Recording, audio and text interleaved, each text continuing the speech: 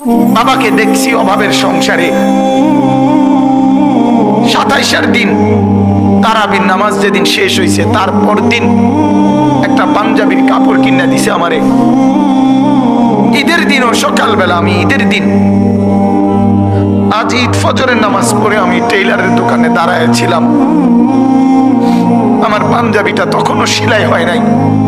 আমি ঈদের নামাজে যাব কিভাবে? আমি সেই অভাবের সংসারে বড় হয়েছি।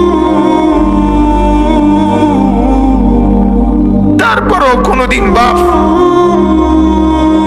অবৈধ রোজগারের পিছনে যায় নাই। এক মসজিদের ইমামতি করছে 43 বছর। আব্বা এক মসজিদে নামাজ পড়াইছে, এক মসজিদ। 43 বছর এক মসজিদের ইমাম ছিল আমার বাপ। এটা বোঝা উচিত নিজের সন্তানকে গুনাহের রোজগারের উপরে নামাই দিয়ে কেমনে সুখ আসবে?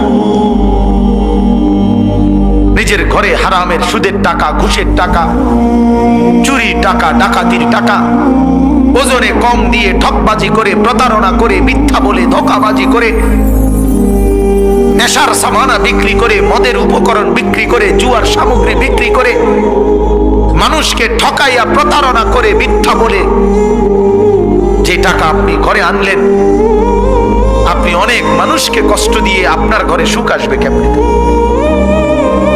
বলেন?